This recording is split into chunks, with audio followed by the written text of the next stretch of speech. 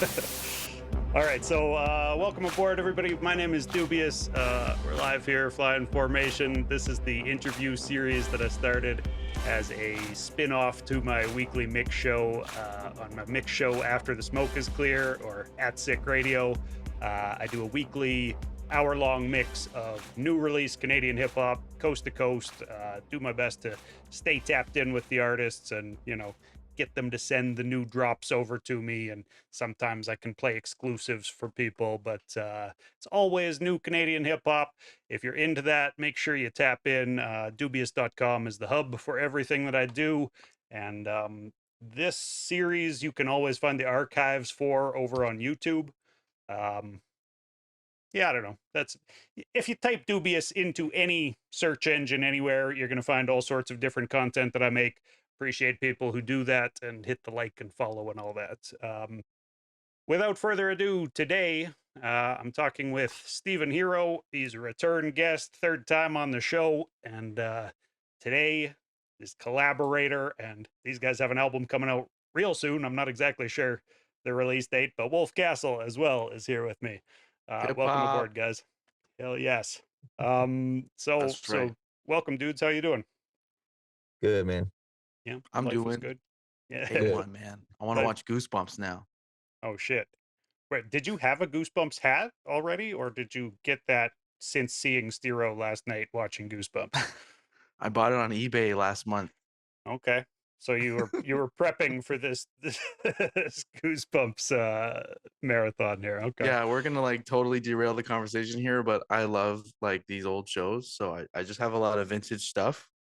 So I'm always buying like old vintage things on eBay, and that was my latest acquisition. It's a Nice. good hat. Vintage Thanks, Canadian man. content there. I think Thanks. It doesn't anyways. fit.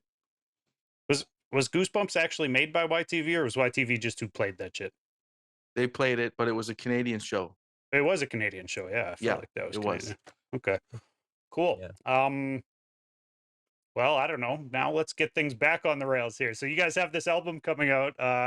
Tell the people what we can expect from that. Last time Steero was on here, Yeah, we he heard a leaked it. sneak peek about it, like 6 months before the actual announcement came around. But Not that long ago. I think so. Maybe 4 months ago, something like that. 4 or 5 months ago. It was in the spring sometime. It's flying. What do you have to say about that, Big Zero? Album's done. It's done. It's coming out. Should I say the date? I guess it doesn't Yeah, matter. yeah, It's coming out November 7th, right? that's Yeah, right. November 7th. The whole thing's dropping. Mm-hmm. People can expect early 2000s vibes, I think. Some some kind of like dance vibes. It's like dancey. It's fun. Still barring out on there, but lots of hooks. It's pretty fun. It's a fun album. It's Yeah, fun. man. I got a very brief chance to skim through like the first half of it. Uh, Wolf sent over a link 10 minutes ago or 20 Yeah, minutes yeah, yeah. ago or whatever. So I did get to click through a couple of those tracks. I was playing them before you guys joined here, but yeah, definitely some early 2000s vibes, some melodies going on in there, and even some kind of like production sound callbacks to, the like indie club era, I want to say.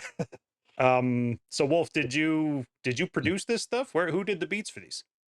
Yeah, I did. I produced it. Nice. Yeah, Okay.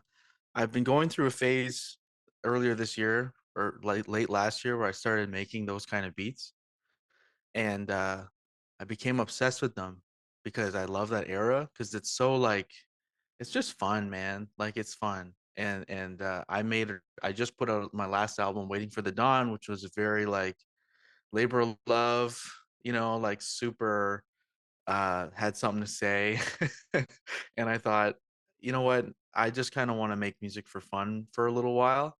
And I keep joking that me and Steero, we accidentally made a record. It was an accident. um, Because well, I was just add on top of that, like yeah, I've known him for a couple years, like quite a while, but I we've only noticed you really guys gotten had a close. couple tracks in 2021 together that you Yeah, produced, yeah, right? yeah. Yeah. Dude, that's way back in the beginning of this whole thing. Uncle. But I listen to his music and I think it's great. We went on tour last fall, Better Together tour, and that's when we I think really became friends. and this guy's always on like old school boom bap shit, and I was like, let's hear him on some like southern hospitality type ludicrous shit. Yeah. Oh yeah. Oh Always yeah. fun to hear MCs on stuff that you don't generally get to hear them on. Steero, were you outside of your comfort zone on some of this a little bit? Not at all. Okay. That's the thing. That's why it was so fun, because it was like no one said, like, people tend to send me the boom bap stuff, so I get more of that than anything else. So I end up doing it a lot, but it's really just like a circumstantial thing, the people that I work with and stuff. And I love that kind of shit, you know what I mean? But that early 2000s is like my era, you know what I mean? I was in grade 6 in 2000. So that early like Eminem 50 run and like Ludacris and like the like Dirty South era, all that stuff is like my shit. Like I even like that era of Cool J is like some of my favorite Cool J stuff.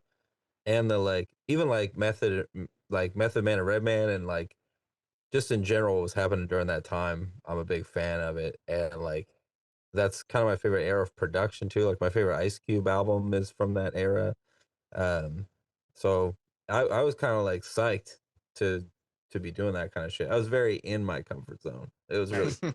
Nice. I forgot how much you like LL Cool J. I think we talked about LL Cool J last that's time that I talked to you, but I there's gotta definitely some like kind of, you know, hip hop for the ladies vibes like LL Cool J loves to do on this one. Were you guys consciously like setting out to make some music that the women can dance to? Hey um man, anybody can dance to it. Anybody It's can dance anybody. to it, but This guy, you know listen to how to this get guy's people bars on the on that dance record floor. though. If you want to really understand how much of a lover boy this guy is, listen to his bars. Wolf On which track in particular, or is just the entire way through? ladies. But hey man, don't hate the player, you know what I mean? I would never. I would I never would hate the player. say listen to his song, the song For Sure, if you really want to know what's going on. That's my favorite verse of mine on the record, probably. Why? Because it's fun. It's like it's fun to rap, and like it's funny. That's the thing. Like a lot of my favorite rappers and favorite verses are like have that mixture of things where it's still bars. There's still doubles in there, and like lots of internal rhyme and like cool pockets and like flow patterns and everything. That's all there if you're like a rapper guy. But like it's also fun and like kind of funny and like a little tongue in cheek. Cause you like Wolf was saying, like, you know, like your last record felt more serious and you felt Hmm. like fun. I felt similarly, you know what I mean? The last couple records I made, like Paper Flowers and The Squeeze, are both like there's a lot of humor on The Squeeze too, but like they're both kind of heavy records that deal with kind of heavy shit. And right now, like even like the singles I've been working on and like some of the other stuff I've been working on is like super serious, super political, like angry, you know what I mean? And it's like it felt really good to just do something really joyful with my friend, you know what I mean? And like not be and like it's like Wolf said, it was like it just happened. Like it wasn't hard by any stretch of the imagination. It was just like fun, So you let's know. talk about the process. Like, how long were you guys working on this, and was it actually in-person sessions, or how did it kind of start out? Well, when did you make that? When did you send me that beat? That first one? The first song we made is track 3, which is Closer to You, featuring Uncle Fester. And I made the beat for that last December, and then I think I sent it to Steero in March, like You early March or posted, late February. yeah, I think you like posted a reel of it or something, and I commented on it being like, hell yeah, because it was like my kind of vibe, kind of Yeah, thousands, but like kind of chipmunk soul-y a little bit. And then Wolf sent it to me. I wrote to it, and then I don't remember if like if I was like, "Do you want to rap on it too?" or if you were like, "Oh, I got a verse for it," or what. But we I ended up. didn't have anything for it. So, like, there are a lot of beats I make because I'm always making beats. Like, most of my records, I produce the whole thing or I produce like 80% of the beats. So, I've always got beats and stuff laying around. And sometimes I get stuck on them, like, like I get stuck on beats where I make them and I don't know what to write. So, that was one of the beats. And I was just like, oh, I'm making it into a TikTok, whatever. And then he commented on it, and I sent it to him, and I didn't have any words for it. So I said, "Yeah, just go crazy." And the big difference and the big thing, the reason I love working with Steero is because he actually sent me a fucking verse within a couple of days Yeah, instead of just never hitting me up again. which a lot of artists tend to do. That's a well-known pitfall of the indie Yeah. rap scene, I feel like. Yeah, yeah, Hey man, send me definitely. a verse. Yeah, we should make music sometime. Totally. And then you die of old age. Yeah, exactly. Right. I Um, did it pretty quick. Yeah. did you guys actually, so do you both have home studio setups? Was it a lot of sending files back and forth and collabing that way, or were there in-person sessions too? We didn't The do only time anything really. we, But we got to. yeah. Sorry, man. I keep cutting you off. Fuck. No, no, it's all good, man. Like we were like, because after that, we did that one, and then the one was the second song we did, and you sent me that with shit on it. It had a verse and a hook, and you were like, while we're talking, while we're working on stuff, maybe you want to do a verse on this. And I think I was like, if we did one or two more, we'd have an EP. And then it was like, then we did like eight more, whatever, whatever the fuck it was. But it just like kept being fun. But we were just going back and forth, and we were like talking on the phone, chatting, and like over text, sending stuff back Yeah. and I ended up mixing the record, which I kind of was hoping would happen from the beginning, but I like slowly snuck my way into like mixing the record as well. So Did it you was have to like, kind of prove to Wolf that that's a skill set you actually have, Yeah, he or like, did. yeah, yeah, yeah. yeah, I had to pass a series of rigorous tests. Yeah, I um, wasn't sure actually. I might get it remixed to get actually. Yeah, that's the Wolf, dial. who typically does your mixes, or who has in the past? Do you do that yourself? Me? I mix, right? Oh yeah, this guy. But Oh, I wanted to mix it because I like mixing, and I thought it would be like, I thought it'd be fun, and I thought it'd be fun to go back and forth with the mixes too, and then get them mastered from there. But and it's y- also, it makes it an even more collaborative process because some of the songs, like I get like there's a few songs on the record where I added little things to the beat or like just stuff like that, so it becomes like an even more collaborative like back and forth. word. Yeah, you And just you, proved your rap nerd credentials by saying that it's fun sending mixes back and forth to each other, because that's like the most tedious part of the entire process, I think, of making music, is like trying to get all the levels right or whatever, and I thought arguing with the other people you're collaborating with about it. tedious, but I like mixing though because it's Yeah, the last creative step. I feel like, and you can do a lot of creative stuff in it, you know. And even like there's so much, there's little things like even the like classic like beat drop thing for punchlines and stuff, like little Mm, stuff like that, like really takes a song like to the next level in terms of like what the listener experience is like. And I yeah. was just doing little things like just little like ear candy things for like when you're listening to headphones and like just shit like that that just is like fun to do. And I like fucking like it's an easy record to mix too because the beats are like really clean and like defined and like so there's no like mess to clean up or anything. It's just like you have like it comes in sounding good. So it's just like you just add a little bit of this or that and make sure the vocals sound good. For me, I like beefed up all the kick drums because I always do that. But like, yeah. you know, like outside of that, it's not like this like messy session where I have to go in and like do this like super tedious thing. So it was even those steps were pretty fun, I found. And I like to think I'm pretty organized with my files and shit. Yeah. So and the way I lay out stuff. But it sounded like I think you interpreted that I said that Steven mixes my other shit. He does not. But No, so that's why Okay. he had to pass the test. But no, I hate mixing. I hate mastering. I hate it. So this is a good partnership. But usually my friend Talon, aka Talon, the Res Kid Wonder, Right. I've seen his name is around. Yeah. yeah, he's the dude that like mixes and masters all my stuff. And so it's cool to branch out, work with somebody else. And that's what I do like about the mixing process is the there is opportunity to spice up any song. And I think for me it helped me learn when you're making demos and stuff, just trust the process. Like don't get hung up on like, oh, should I drop the beat out at this part or should I do this or that? Like, as long as you get the song done and figured out, then you can add like the spice. You know, it's kind of like cooking a nice chicken, right? You start with the raw chicken, and then when that's ready, you spice it up, baby. Alan still mastered the whole record. Oh, okay, talented. Yeah, Okay, Talon did it. Yeah, he gave it that final je ne sais quoi. Yeah, because I nice. don't like mastering either. I find it super annoying. Where- Mastering is like a technical process more so, and like mixing is still a creative process. It is technical, but I like mixing. But Talon, it was like Talon did a much better job than I would have, so it worked out And he nice. likes that stuff, so he's a good person to have.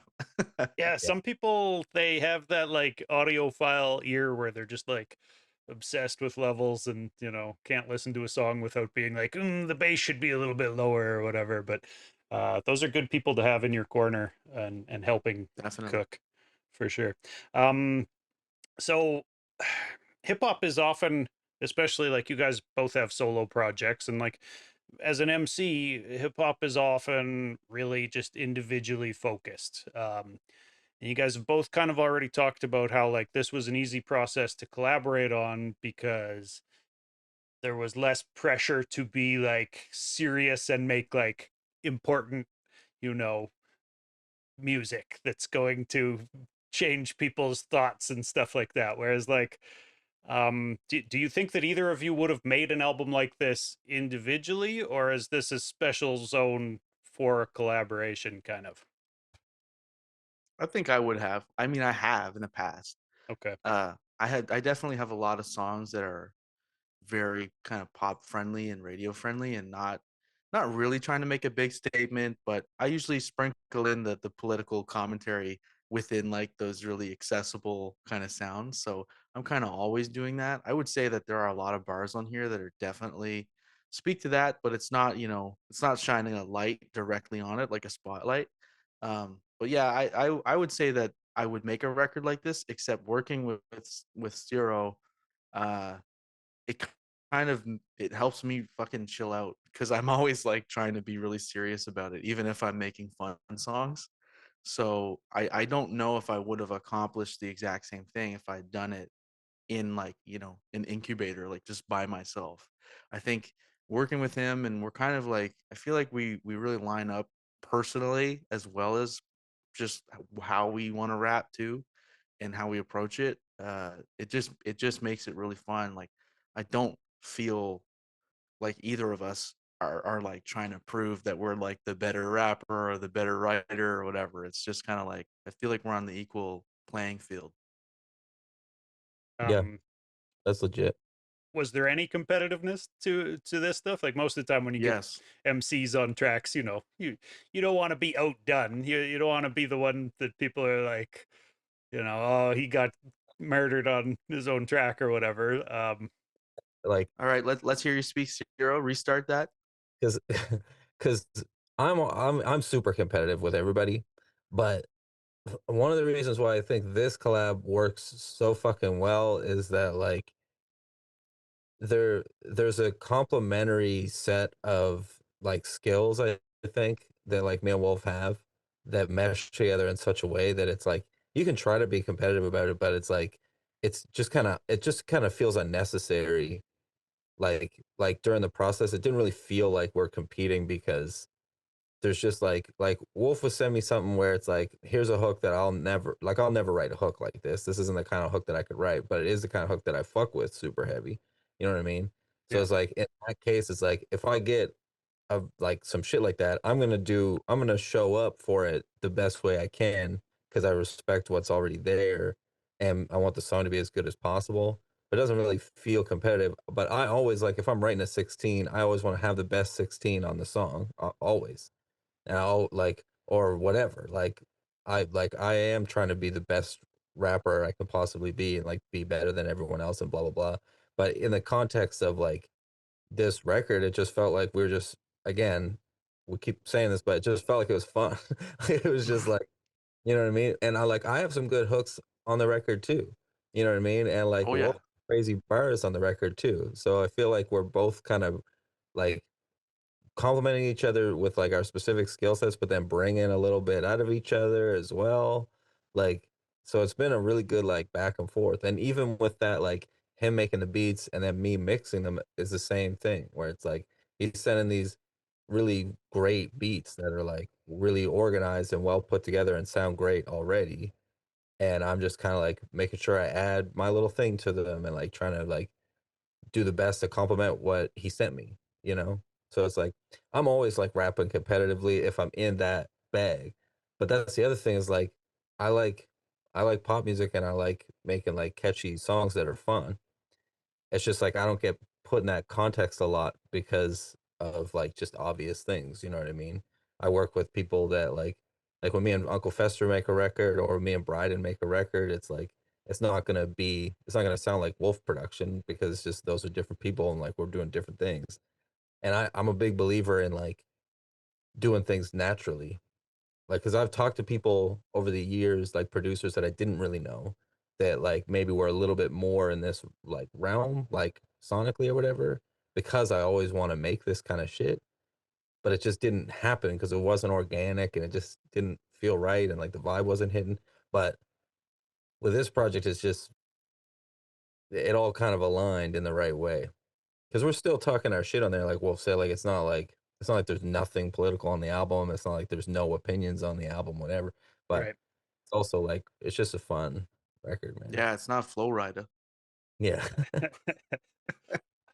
Shots at He's gonna come Flowrata for me now, randomly. bro. Flowrata catches a stray. Uh, I'm sure he's a fine MC. yeah, yeah, bet he's a really nice guy. Um, Eh, so is this project going to be on your new record label, Wolf? I know you've been posting and promoting for a band whose name is escaping me off the top of my head. the That's Hello affiliated. Crows. The Crows. Yes. Tell us a little bit about the label and kind of, I guess maybe how having that label might have changed some of your perceptions of the music industry or Right. experiences in the music industry. Yeah, so just in case like people don't know, I don't assume anything. Like, yeah, I'm indigenous. I'm Mi'kmaq from Papineau First Nation.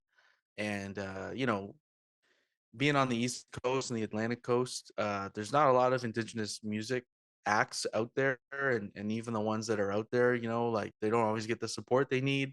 And even across the board, like not even in the indigenous world, being a musician is fucking hard. Like Yeah. it's really hard to be one. So I've managed to kind of carve out a little niche for myself and a career for myself as an independent artist, on an independent label. And the stuff I've learned over the last 10 years or so from the business angle of things, how to like actually have a sustainable career. I'm not interested in gatekeeping that information. I want to share that information with, anybody that's wants to hear it. So I said, you know what, I'm going to start a record label in conjunction with like the label I'm signed to. Like they help me with it, and it's an indigenous music label that is just a way to kind of like find emerging artists in the region and get them played on the radio, get them the exposure they really deserve for all their hard work, and just keep pushing out indigenous music to everybody across the board because there's pockets of talented artists everywhere, as we were discussing before we started recording, Yeah. of artists that never get heard. So I felt like, just kind of putting my hat in the ring and doing that. And I'm really passionate about the business side of things, not just the artist side. And so like anything I can do to help people, I try to do. That being said, this record is not on that label because it's so funny, man. Like I do things very like from a business perspective, and I'm very focused on that side of things, like marketing plans and like 6-month long album rollouts and shit. Right. And for this record I decided to go chaos mode and just like not do any of that, which is just playing into like the having fun and having no expectations. Because honestly, like I think just like removing myself from kind of the way I'm quote unquote supposed to do things has helped me rediscover a love for just making the music, and it makes me motivated to want to work on it from the other angle. You know what I mean? From that side, like coming up with ways to release it and shooting music video. Like we shot 2 music videos in one day. We shot 2 music videos in 2 hours for one with the flow and the one. selfie you sticks, know? or what are we talking about shooting music videos here? Like, Nah, man, like I got my friend Desmond Simon. He like is a really great videographer, and he's very very generous to lend us his time for two music videos that look like incredible. nice, nice. Are those out yet, or still Oh yeah, coming? Yeah, they're Okay, out, nice, man. nice. Run them For the up. first two singles, the one and one with the flow. Oh yeah, oh Okay, yeah, I'll have to check those. I was sleeping. Um, yeah. Wake up. yeah, well, this is the wake up call. I got it 15 minutes before the show. You sent me the new album over. I know, right? That again, me being like I should be better at marketing and shit because like clearly I'm not on top of it. Well, at least not for this album. I'm sure that for the ones on your label, you're probably much more on top of that type of shit. Yeah. What were you Yeah. saying, Steven Hero? not stressing ourselves on this shit, man. It's just not about that. Like we're just homies. Like, you know what I mean? And we just want to like hang out. Like honestly, like part of the point of this album to me, whether Wolf wants to admit it or not, it's just an excuse to hang out. Like it's just an excuse to like chat, hang out, like drive up to Fredericton and fucking shoot a couple music videos. That was a great night. It was fun. You know what I mean? We went to the arcade. We fucking went for a nice walk at sunset with like a small group. It Beautiful. was beautiful. You know what I mean? And Yeah. like next or the week after, whenever the fuck it is, like we're gonna hang out in Moncton and try to shoot some more shit. Like, you know what I mean? And it's just like a way, like me and Wolf are always chatting anyway, just like talking about E40 or whatever the fuck, or like Wolf will send me like some weird drawing of Eminem or whatever the fuck. Like, you know what I mean? So it's just like, it's I just like, mean, dude, making music with your friends, that's like one of the best experiences in the world. I can relate completely that it's just fun to hang out and have studio sessions with people you actually, are on the same level with and relate to. Uh, yeah, that type of collaborative process. And it really builds strong bonds too, because people are, Mm. expressing themselves. Whereas, if you're just hanging out playing Call of Duty or whatever, you might not get as much introspection out of each other as you would when you're sitting down to make some music together. But um yeah, it can really be powerful to build relationships that way. Did you guys know each other outside of music, or this is a relationship built off of music? yeah, no, we met from rapping for Yeah, sure. yeah. I seen uh I seen Wolf's music video for Eeny Meeny when I was like digging around. This is years ago, probably like 6 years ago or something. And I've seen that on YouTube because I was just kind of digging around to see who was out and about rapping in New Brunswick, kind of. And I seen that and I thought it was awesome. And I was like, who's this youngster or whatever? So I started like looking into it, and then I like followed you on Instagram or something. And then yeah, I did those songs because Wolf posted like a beat pack randomly one day, and I rapped on a couple of them and sent it to him, and I was like, hey, I made these, whatever. And then we met at a festival somewhere in like Nova Scotia. Magoosh. Magoo. Yeah. And then we just started chatting and stuff. And eventually we like last year we did the tour with Aquaculture, and like Wolf was on my record, and then we just started fucking around. I feel like this is kind of like the beginning, if anything. You know what I mean? Because now that we know how fun and easy it is to work together, and Oh people yeah. songs out, but people fuck with them. Like people have been hitting me up about them. Like people like them a lot. So I feel like there's, nowhere to go but up. Yeah, it There you feels like go. the beginning for sure. Yeah. It's like we're just, doing this one and then like it's not gonna be the last one. Wolf sent me another beat the other day. Yeah. Nice. Yeah, keep things rolling right along. Well, um yeah. I just make beats like crazy, Like I just don't stop. Like I just do it nonstop. So do you and I'm not schedule gonna time rap to on make all of sure them. you're doing one a day or something like that, or is it less No. regimented than that? Just Well, I'm pretty regimented, but I'm fortunate enough to be a full-time artist. So like that really helps. You know what I mean? Like so Monday to Friday I work at music like a job. It literally like and I structure it that way. So pretty much every work day, Monday to Friday, I come up here and I write or I do boring admin work or apply for funding or like, do other things and or learn things. So yeah, I'm very very regimented and structured, but it's just because I'm lucky enough to be able to do so.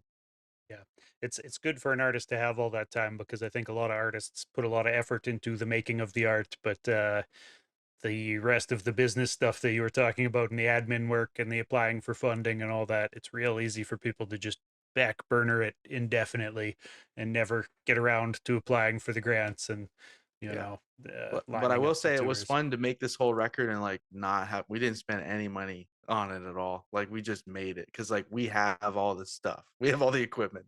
Yeah.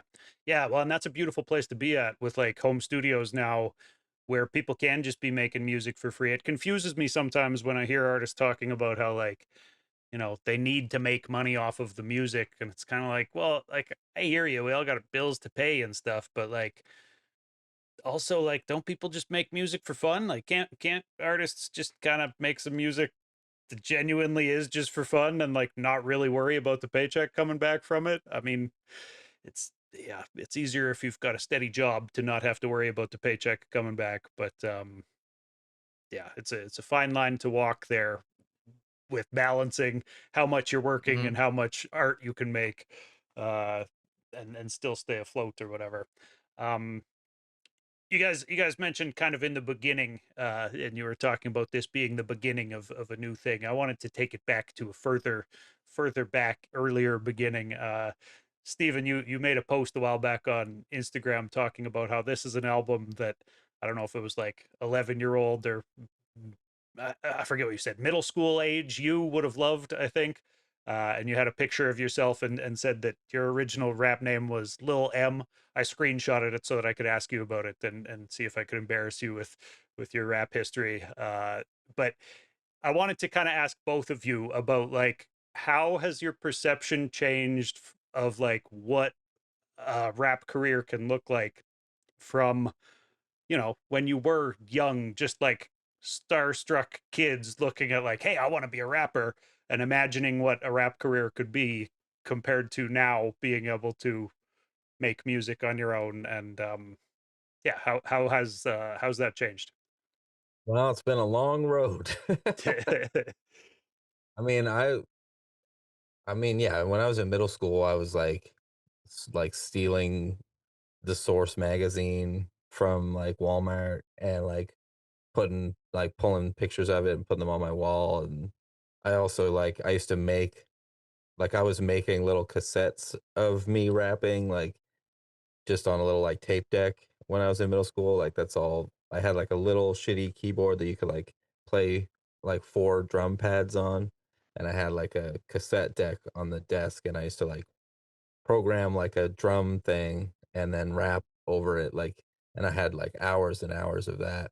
And I would like painstakingly make the case, like the J card and for the tape, or like I would make all these like fake CD cases with like cardboard paper and all that shit. And I used to draw posters for the tours that I would do. It'd be like Eminem's headlining, and then like fucking like Ludacris, and then Lil M.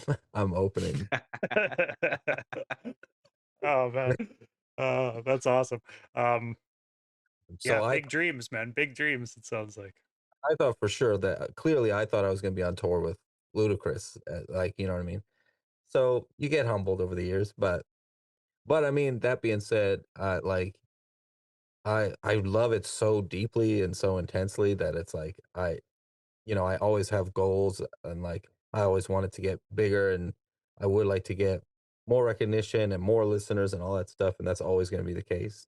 But I'm also very grateful for everything, every day that I spend with it, every minute that I get to work on it. Like lately, like the last year, like the shows have been getting bigger and better finally, and like I'm very, very, very grateful for that. And just like making it and having it to listen to, even like this room that I'm sitting in, like from this vantage point, you guys can just kind of see my cat things, but on this side, you can see it's all studio shit. You know what I mean? And like even just having like studio monitors and like a good interface and like good like sound and like like all the shit to like in this room with no help at all, I could make a full length rap record that I'd be proud of, and I have done it. And that's pretty cool, man. Like, because I remember making those little fucking tapes, and I remember making pause tapes. That shit sucked. Doing that took forever. Yeah. Uh, so it's like I'm very grateful for all of that. But my goals have become much more like I just want like a sustainable career in the arts to be boring about it. Like that's it. Cause and I do lots of things. I play instruments. I play in bands. Like I've published some prose writing and some poetry. I've done readings. Like I do a whole whack of shit. Um, I want as much time in my life to be focused on like my creative endeavors, especially hip hop. That's my like favorite thing in the world. So I'm grateful for every second I get with it. But that's the difference is like I don't really give a shit about the idea of being famous. That's kind of pointless to me. But just being able to like do it every day and like eat food and like live somewhere is good for me, man. Hell yeah. Well, and 20 years ago, it might have sounded like a far-fetched dream. They're like, oh, I want to open for Ludacris on tours. But at this point, I mean, if Ludacris toured Canada, like somebody's opening for him, right? That could be you at this point. I don't think that that would be fucking ridiculous, especially with the sound of this new album or whatever. Maybe Luda's booking a new tour sometime down the line. Who knows, man? I'm gonna bring the heat. Yeah. Wolf, how about you? How's your perspective on this thing changed throughout the years? Well, I wanted to be famous. I wanted to be a superstar, rap star. 100% was not in it for the music at all. It's true though. Like it's funny. I didn't want to be a musician at all, really. Not as a little kid. Like it wasn't my main dream. Like I wanted to be like the host of like Uh-oh or like The Price is Right or something. Like I wanted to be a game show host. That was my first dream as a child. What were you gonna say? Still could, bro. The dream's not dead. Oh, it's not dead at all. This is a I little wanted to hiatus. interject there too, Wolf, and say, like, aren't you some sort of host of a show on CBC or something right now? Isn't that a thing? I guess. Yeah, I Okay. host the show called Reclaimed, which is a CBC national show. Hello. Yeah, Uh, right. That's big news. yeah, where I play indigenous music from across Turtle Island and beyond. Dope. Um, but yeah, no, I just I like being like an entertainer. You know what I mean? Like if someone were to ask me what I wanted to be as a kid when I grew up, it was entertainer. So like if that was an actor or a writer or a musician or whatever, I was gonna do that. Like I wanted to be like a host. That was something I really loved. And then I did kind of music was the last thing I landed on in terms of like art. I painted, I draw a lot. I would write stories, comics. Like I was an actor, like I did acting. And then somewhere around the formative years where everybody gets sucked into music, like around 12, that's when I really was like, all right, I want to do I want to do hip hop. That's when I fell in love with it. The moment, like there's probably a lot of moments, but the one that sticks out is like literally going to bed. I had a TV in my room. We had we had cable because like they forgot to shut it off, so we had free cable for a while. and Nice. uh and so I would just leave like MTV and Much Music on constantly. And I remember going to bed at like 3 in the morning or something, and the music video for Juicy came on by Notorious B.I.G. And that I was trying to go to bed and I heard that and I like flipped over and I was like, what is that? That like changed my life. And I watched that music video. Then I immediately got up, went on my computer, went on YouTube, watched the music video again. And that was one of the main experiences that was like, man, I got to do like I don't know what this is, but I got to keep going down this road. And then I really got into like Tupac and Ice Cube, and then I started listening to more modern dudes like Mac Miller, and I figured out like Tyler the Creator, Odd Future, Mac Miller, all these dudes, Hobson. Just kidding. Uh, Um, like you're younger than me and yeah. Steven are. I don't actually know anybody's ages specifically, but I I can just tell you're in your 20s, right?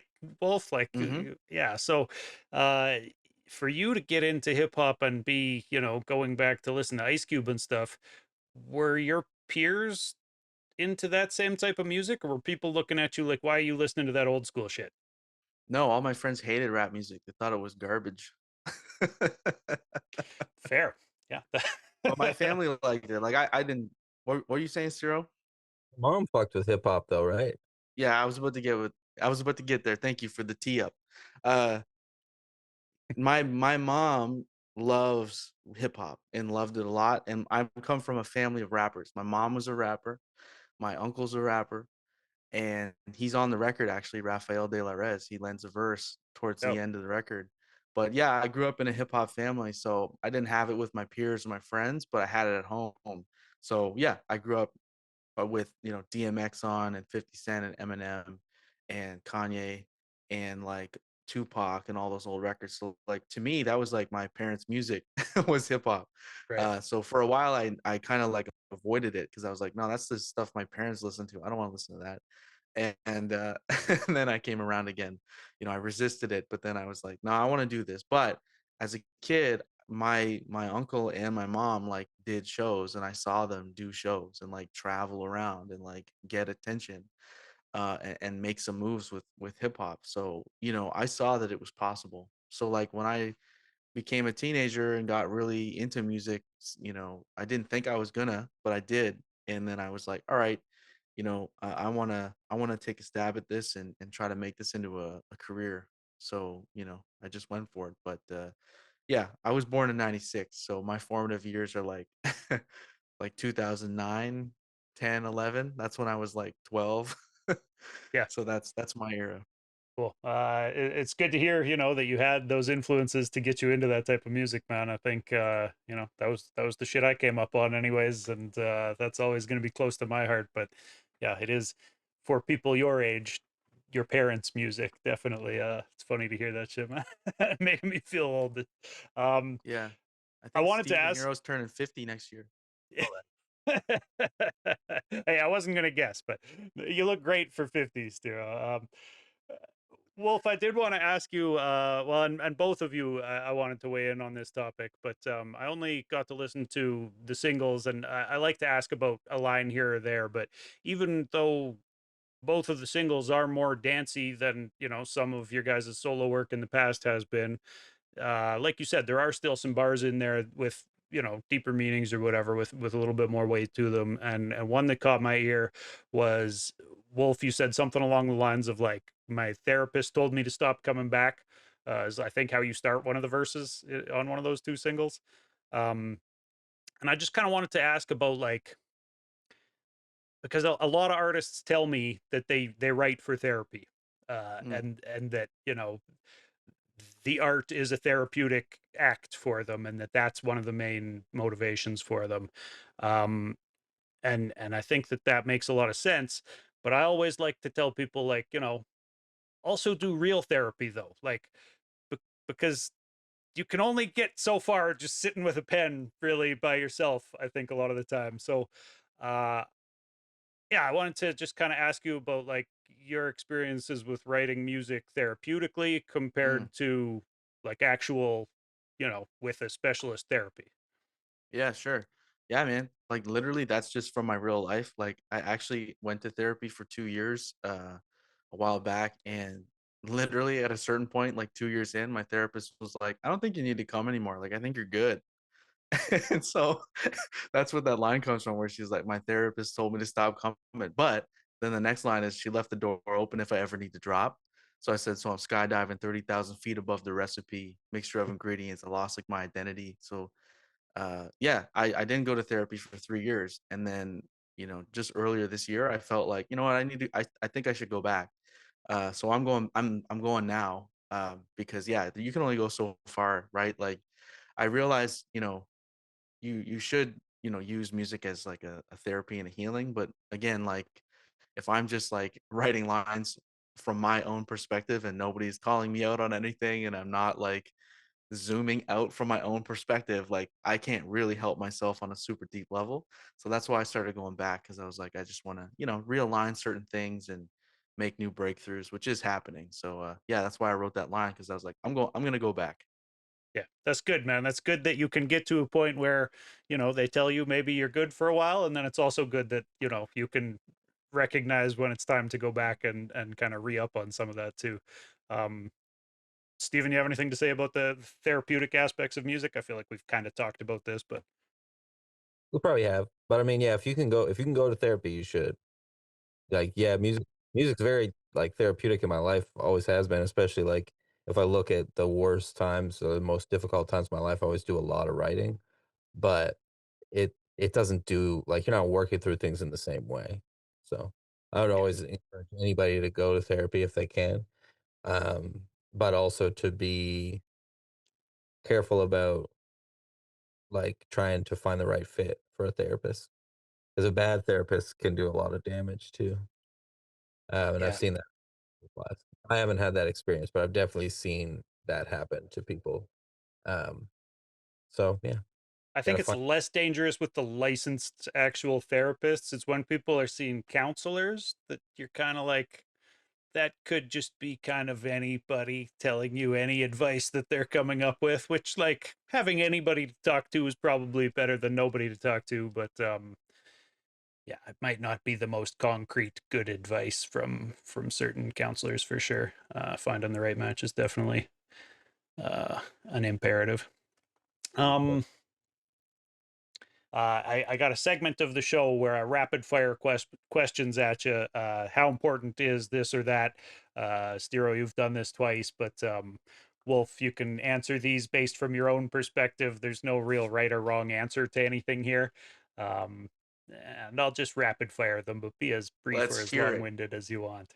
All right. How important is rehearsing alongside the other artist for a project like this? You go first. You always take as much rehearsal as you can get. I always say, man. Like I don't know, you Agreed. can't really be over rehearsed. I have some superstitions about this. Like you know what I mean. Like I don't like to rehearse the day of usually. Like I think it's like good to have a good rehearsal and then sleep on it. I also tend to think if the last rehearsal is a little bit rough, usually the show's going to be really good. You know what I mean? Like I have some superstitions around this.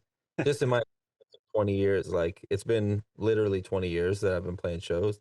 So I do have certain things, but yeah, if you can rehearse, like when me and Bryden would do shows, like we didn't really have to rehearse in the same room technically. Like he's playing the beats, I'm doing the raps, but I used to drive to Fredericton to do rehearsal anyway, because it's just like the energy, the vibe, like knowing what the other person's gonna do, like talking it out. Maybe someone has a different perspective on even things like set order. Rehearsal's good, man, and it's fun. Yeah. And then like Definitely. just don't want to feel like you just don't want to feel like you're not ready in every way, shape, or form. Same thing as like I never skip sound check unless I have no fucking choice at all. Because I want to know what it feels like and what it sounds like and who the sound person is and what their vibe is and shit. If I get like a cranky, annoying sound person for the night, I can work with that. I've done it 100,000 times, but I want to know, you know. Yeah, that makes sense. Agreed. Rehearse like everything he said. I'll just reiterate. Just listen to that. Rewind it. Listen to that part again. Because like you need to rehearse, man. I'm beside myself if I go to a rap show and I see fucking rappers on stage and they forget their fucking lines, and not only forget their lines, point it out, be awkward, and then you're just kind of sitting there and everybody feels weird. It's like, do you want to be a rapper or do you want to just buy some fucking more drinks and hang out with your buds? Because you can do that without going on stage. Like, Yep. like that's a pet peeve, man. So rehearsal is super important. And honestly, it just separates the serious people from like the not serious people. Yeah, for sure. How about how important is having stage banter or like telling stories between tracks while you're on stage? I think That's all I do. Sorry, you go, man. well, it is it's good to have that, but I think it's like finding the balance of like how it fits into what you're doing. Because like depending on what you're doing, like I'll do certain types of shows where it's like talking is a big part of it, but then there's other types of shows where it's like if I'm playing like a late night bar show doing hip hop, it's like I don't want there to be a lot of points of the set where there's no music, you know. So it's like have like, but you still want to like you don't want to be impersonal. And to me, it's like if you're going to see like you're going to support like an independent artist and shit, and maybe like some people are there that don't know who the fuck you are. It's like trying to give them something to connect to on a personal level is just smart for one thing. But I like to be very like, I mean, we've seen each other play. Like I like to be very like the walls are down. Like I'm borderline oversharing sometimes. I don't give a fuck. I just like to show up as the full me and just be that. And and it is what it is. I'm not putting on airs really. Like I'm having a ton of fun and like I just want the crowd to be a part of that. I think it's like the important thing is like finding what works for you. Like if like maybe talking a lot is not going to be good for your set. You know what I mean? So it just depends, I think. Right. Good. Yeah. I just like I talk a lot. I tell jokes. It started from desperation, but then I've refined it into actual like personality banter people can like. Also like call and response to and just like interactive stuff. Like so maybe there's no music, but you are kind of engaging with the audience. But yeah, I noticed like you can only really talk for maybe 30 seconds before people start like turning their heads or going to buy a drink. So you gotta you, Yeah. you gotta like get right back in. It's kind of like radio. You gotta just like talk for a second, go right back in. Well, and I think it depends a lot on the setting too, right? Like if it's like Yeah. a afternoon gig at a coffee shop where you're doing a few songs, like people will be more open to sitting there and listening to you tell a little bit lengthier story between songs than if you're like trying to keep people with their energy up as a opening act at a club or whatever, right? Like yeah, different times it's going to be different. I went Um open somebody mic up thing one time in Fredericton, like right before we finished the squeeze when it was about to come out. I went up to Fredericton because there was like a hip hop open mic thing happening. And I went up and just played like 4 or 5 songs off the record that hadn't come out just for like a small group of just like rap people that I know in Fredericton. And I just like sat on a stool and just like rapped the song, talked a little bit, where it was almost like a song and story kind of thing. Like I never did a rap show like that before, but it's like in that context, it like super worked. It's like a yeah. small people that are interested in hip hop in like a real active way. And it was just like, here's some songs from the record. I'm gonna do them live and talk about them, you know. So it just yeah, it depends on the context for sure. Real. Um how important is the actual tone of an MC's voice, like as compared to the lyrics that that voice is saying? I think it's all tone, man. Like I think you can write the best lyrics in the world, but if you sound like a fucking fuck, like I'm not gonna listen. Don't sound like a fucking fuck. That's today's lesson, I think. That's true. That's super true. I would say this. It's to me, it's about like figuring out your tone. Mm, As there's a lot of like if you just like if you have my voice, you gotta figure like because I don't have a just a naturally good rap voice. I just don't. Like so I gotta find like the tonality spots that work for my voice and sound good on a rap song. You know what I mean? Like it's like there's certain people like DMX's voice is gonna sound good rapping. Like it just is a fucking awesome rap voice. Like it just is. And there's lots of people like Method Man, you know what I mean? Like it's like a perfect rap voice. I don't have like a automatically perfect rap voice. So like over the years, like I've found that like if I want to do a laid back thing, this is like a tone that I can do that sounds good recorded over a beat. If I want to do a hype thing, this is a tone that works. Like and I'm always trying to fuck around with it and like kind of freak it in new ways. But yeah, the tone is super important because like Wolf said, right? It's fucking music. So like I completely agree. You could have the best bars in the world, but if I find your voice annoying, or I don't like, or you can't find like a good flow, or like, or if you can't find a good pocket, I'm out. Like like literally, it doesn't matter what you're talking about. I'm out if I can't vibe to it, like if it doesn't sound good to me. yeah. And I'm just gonna say 100%. real quick, if you're out there and you're a white rapper, stop over enunciating and you don't have to say that many words in your lines. You can cut it up. You don't Facts. have to pronounce your words right. It's okay. It's okay. And you know what? Steven Hero, he doesn't do that. He's good.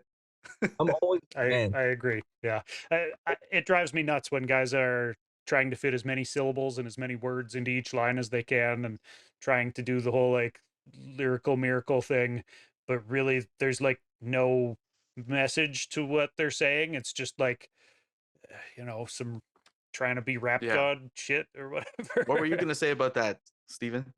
look at any of the greats, man. It's like any of the greats, like they have pockets, man. Like it's musical what they do. You know what I mean? Like if you listen to like the Blueprint or something, it's like those beats are so good that like any rapper was gonna sound good on them. But Jay is doing shit on that record that's like it's beautiful. Like there's like no other word for it. You know what I mean? So it's like you have to think about like what you're doing musically as well. Like your vocals are the rhythm section are part of the rhythm section. So it's like Hmm. if you're stuffing it like because I've had people whether I've been like producing them or just like they're just asking me for advice or whatever. Like I always tell people just start cutting syllables, man, because like everybody's got too many fucking syllables. If you can't do it physically, try to imagine I want my verses to be like something that you could rap along to if you really fucked with it super hard. Because that's I'm a huge fan of rap and I like memorizing rap songs and shit. So it's like for me, that's why the verse like that I was talking about earlier on for sure when everybody checks out the record, they'll hear this verse, but it's like that verse is like it's not like it's not a intricate rap verse. It is, but it's also pretty like it's just bopping along. Like it's fun. It has like a pocket. There's a little melody in it and stuff. Thinking about that stuff, I mean, to each their own, right? But even like even Aesop Rock, which is like the most dense, like fucking like, hard to figure out kind of shit. You know what I mean? Like it's stuff that you really got to sit with and listen to and try to interpret. But he's still hitting pockets. You know what I mean? Like he's still got flow. Yeah. And you have to be Yeah, one with the flow. that's right. That's right, Stephen Hero. Got seen to the new music video. That is exactly it. And I will say, rappers, I think rappers don't always think of themselves as musicians. They think they're just rappers. And it's like, no, your voice is an instrument. It is not just talking on top of a beat. It is an instrument. So think of it that way. Think of it musically. And I promise you, I don't know who I'm talking to right now, but if you drop those syllables, you're going to sound better and rehearse. Yeah. Good tips. How important is living what you rap about? It's I'm okay. old. I think that I think anybody can sniff out inauthentic stuff, and I think the audience and like people that listen know if you're being kind of funny or you're cheeky or if you're over exaggerating. Because like I'll write records that are fun and just kind of pop songs, and there's I'm not really saying much. Are the details of what's happening in those lyrics true? I don't know. Maybe they're not. Maybe they're a little exaggerated, but it's not like I'm trying to say like I'm doing this thing or I'm representing myself a certain way that it's just not me. Like I'm just like a total goofball. So like that does speak to me, like being a just a little shit. But so I think that yeah, I think it's really important to live your truth, but it doesn't mean that like, if you're like a rapper and all you're doing is like, you know, living your day-to-day life, like you don't have to restrict yourself to anything, but I think authenticity is something that people just can pick up. I think I agree. I think that just being like who you actually are, not like it's like this is what Tyler the Creator says in every interview he ever does, but it's true. Like if you just are like your authentic self and you show up that way and you're doing what's fun and like good to you, it's like within reason, right? It's like if you write a bar that is fucking like kind of fucked up and you shouldn't be saying it, maybe give that one a second thought. But if like there's a bar on the record where I say looking CL smooth in the SL Benz. I've never been in an SL Benz before, man, but it's a good line and it's set up the next part of the verse. And it's like maybe someday I'll drive an SL Benz, you know what I mean? Like it's okay to be Aspirational rap, right? okay, every rapper ever has done that, first of all. So Yeah. let's just keep it like all the way 1,000. Like every rapper ever has like rapped about shit before they did it or whatever. And I've done that. Like I've done that to a degree where it's like I've said some shit on like one EP that like within a year or two I can basically say it truthfully. You know what I mean? So it's like there's nothing wrong with that. But it's like Wolf said, if you're just being a fucking liar, like not You know what I mean? Like I'm not a street guy. I'm not gonna rap about that shit. I don't know what the fuck I'm talking about, and I shouldn't be. You know what I mean? That's one thing. Like I wouldn't do that. But it's like for me to like mention a car that I don't actually own or something like that in the context of like a fun rap song, I don't think we need to be that sensitive. You know what I mean? It just like 100%. Yeah, well, and I think what Wolf was saying about the audience can smell out the fake stuff, and they can tell if you're just making something up a little bit tongue in cheek, you know, and they'll give you a little bit of leeway for that. Um, yeah, I would agree with what you both said there. How about how this is maybe more for Wolf, I guess, but how important is a producer drop at the start of a song as a producer? Murder. Yeah, do you got one of those? I No, can't think of it if you do. Yeah, I don't. I don't know. I think it's cool if that's your thing. Like if you're a producer, I get it. Like if you're not a rapper or whatever, like because it's like you want, muscle on a beat. Oh, like it's great, especially when it was in Not Like Us. But uh, you know, I think it can be a cool addition.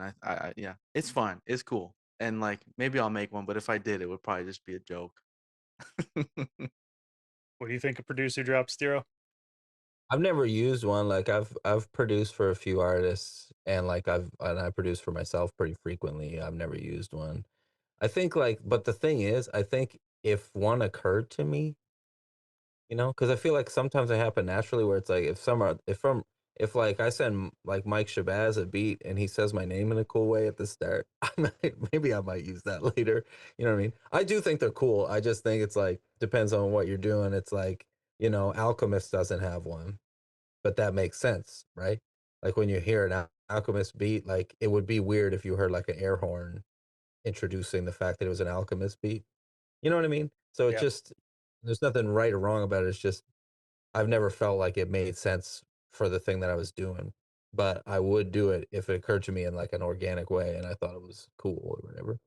I wonder what percentage of producer drops is like actually something that they had somebody go in the booth to like say specifically, like you'll go in there and say Maybach music, Australian lady, uh, as compared to like how many of those drops are just things that they had on record from like, you know, people talking in the studio or whatever, and it was like, yo, take that, that's my new producer drop. I bet it's a fairly even split. Probably. Yeah.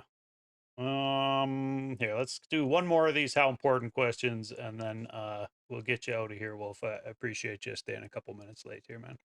Um, how important is being on a label as a rapper in Canada? I don't think you need it. And I'm saying that as someone who's on a label and has a label. I I've don't never think been you need it. I've only ever done things independently, but I think across the board it seems like these days like I'm not like opposed to the idea of it. If I get like if I had like a label interest that made sense to me, you know what I mean? Like I would take the help if it makes sense.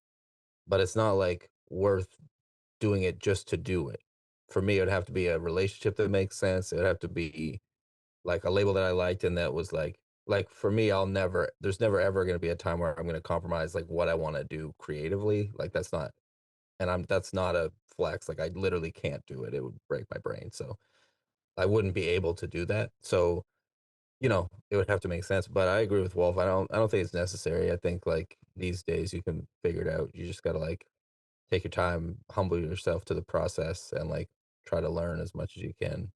Yeah, Yeah. And the benefits of a label are just, yeah, having like extra hands on deck that can kind of help, with releases and applying for funding and grants, and they'll do your admin work, or just a little extra support.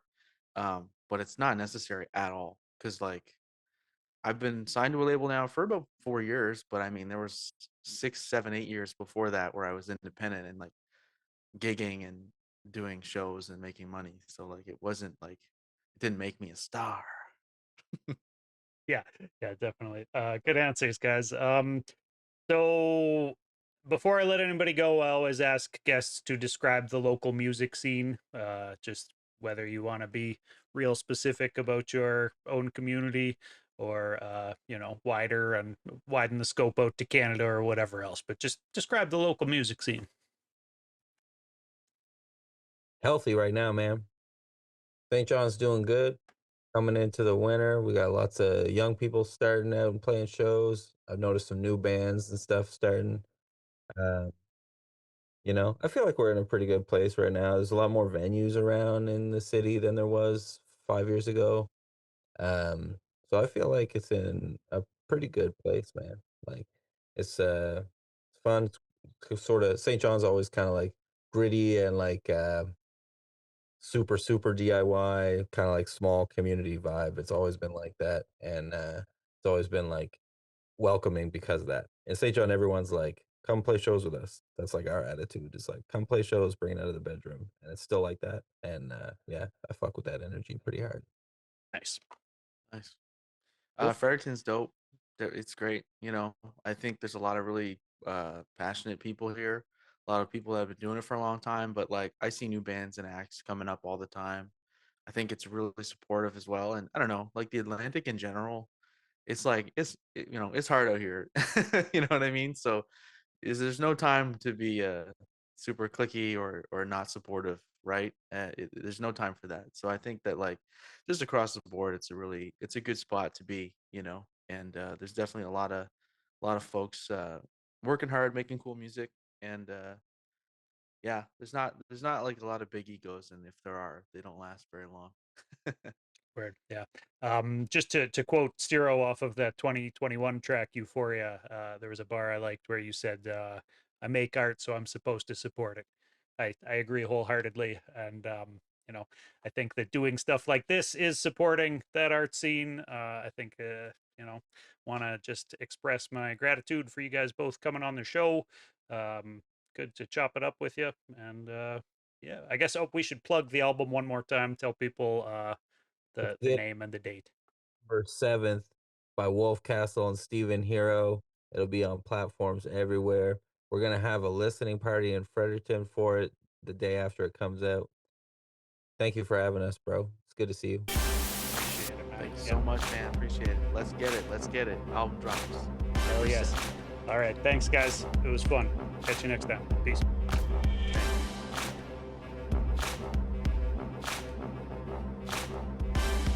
All right, everybody. That was a good one. Nice and quick. Kept things down under the 90-minute mark. That's how I like it. Although, I have a good time talking to people for hours on end sometimes too. But I'm happy to keep these things down to some sort of time limit sometimes. We got lots of guests coming up for Fly-In Formation still. Next week, I'm talking to Brainiac and Tejon. They have an album out. Brainiac is based out on the West Coast, so we're going to go coast to coast, week to week. On October 28th, Here, I'll put the dates up here. Right now, I don't have these written down in front of me. I think October 28th is going to be Roshan and Uncle Fester, if I remember correctly off the top of my head. November 4th, talking to Ev Thompson, Saskatoon-based artist. Actually, before we went live, I was talking to Wolf, and he said he had performed pretty much everywhere but Saskatoon. And so I recommended he check out Big Tone's music and Skizza's music. I should have put Ev on that list. That's another Saskatoon-based artist that I fuck with and play a lot on After the Smoke is Clear. November 11th, I'm talking to New Villain, Toronto-based artist. November 18th, just booked Ray the Nihilist. He's got more projects coming out. He's got one from a while back that we'll talk about. He's been on the show before, so looking forward to catching up with him. And then November 25th, Toronto-based artist Pretty Ugly. And the last one to wrap up season 3 for the year will be, I believe it's December 2nd. I'm going to be talking to Decisive, Toronto-based artist.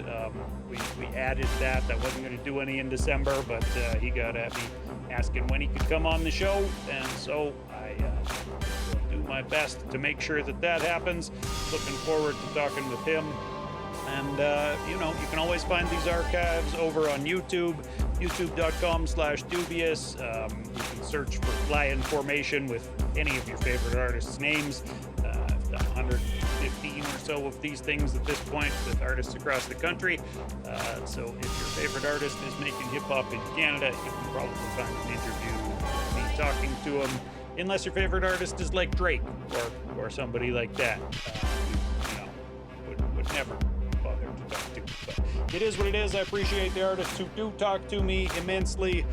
There would be no show without artists coming on here, and I appreciate people who leave likes and comments, get at me on social media. That's all, you know, making my dreams come true. The whole idea of this show was just to spread knowledge about the Canadian hip-hop industry.